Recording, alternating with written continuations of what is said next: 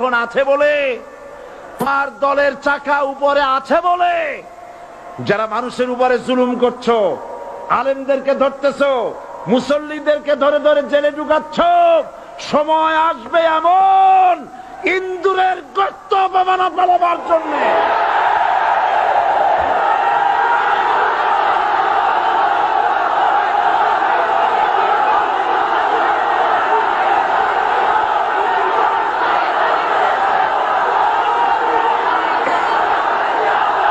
আবু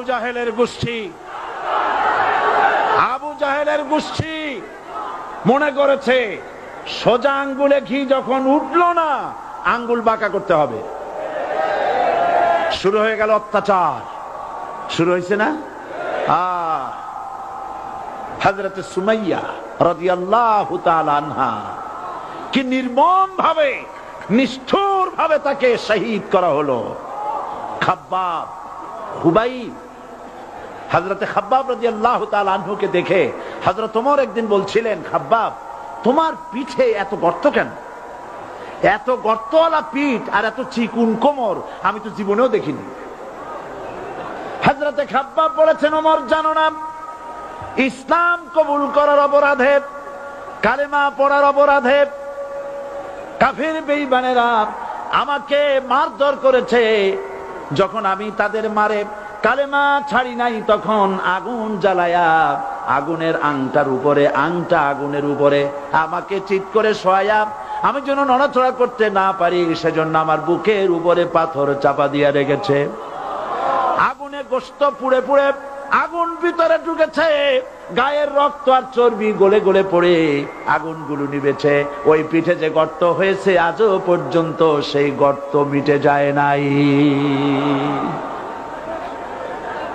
হযরত খাব্বাব রাদিয়াল্লাহু তাআলা আনহু বলছেন, বুখারী শরীফে হাদিসে ভাবে এসেছে, ওয়ান খাব্বাব বিন আরিত রাদিয়াল্লাহু তাআলা আনহু আন্নাহু ক্বাল শাকাউনা ইলা রাসূলিল্লাহ সাল্লাল্লাহু আলাইহি ওয়াসাল্লাম ওয়া হুয়া মুতাওয়াসসাদুন বুরদাতুন লাহু ফি জিল্লিল কাবা।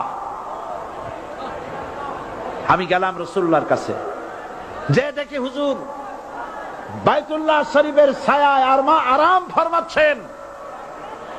আমি কাছে গিয়া বললাম, আলা তাস্তানসিরু লানা আলা তাদউ লানা ইয়া রাসূলুল্লাহ, হে রাসূল আপনি কি আমাদের জন্য দোয়া করবেন না? আপনি কি আমাদের জন্য আল্লাহর কাছে সাহায্য প্রার্থনা করবেন না? মার খেয়ে খেয়ে তো শেষ হয়ে গেলাম। শুনতেছেন আপনারা?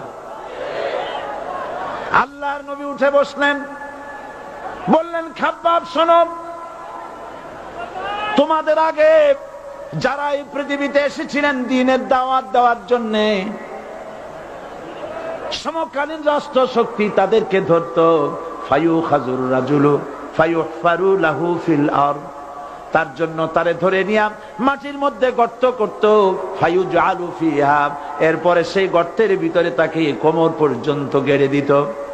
সুম্মা ইউতা বিল মানশার, এরপরে করাত আনা হতো, ফায়ুদাউ আলা রাসিহি, এরপরে করাতটা মাথার উপরে রাখা হতো, ফায়ুজআলু নিসফাইন, এরপরে করাত দিয়া চিরে চিরে জীবিত মানুষটাকে দ্বিখণ্ডিত করে ফেলে দিত।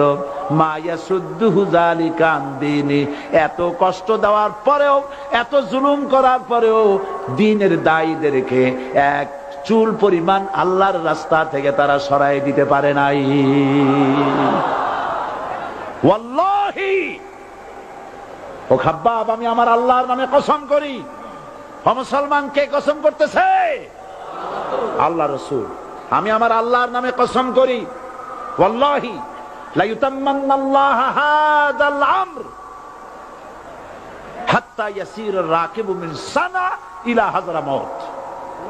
সেদিন বেশি দূরে নয়, ইয়েমেনের রাজধানী সানা থেকে শুরু করে সৌদি আরবের হাযরামাউত পর্যন্ত হাজার হাজার মাইল, এই দীর্ঘ পথে যুবতী নারী তার সৌন্দর্যের পশ্চা নিয়া, আর ধনাঢ্য ব্যক্তিরা, সওদাগরেরা তাদের টাকা পয়সা নিয়া একাকে নিয়ে অথবা দলবদ্ধ ভাবে মানুষেরা যাতায়াত করবে। লা ইয়াখাফু ইল্লাল্লাহ, মানুষের মনের মধ্যে কোনো ভয় থাকবে না। এমন একটা সময় আসবে ওয়ালাকিন্নাকুম তাস্তাজিলুন, অথচ তোমরা বড্ড তাড়াহুড়ো করছো। তাড়াহুড়ো করো না, অপেক্ষা করো, ধৈর্য ধরো, মার খাও, জেলে যাও, শহীদ হও, আল্লাহর রাজ কায়েম হবেই হবে।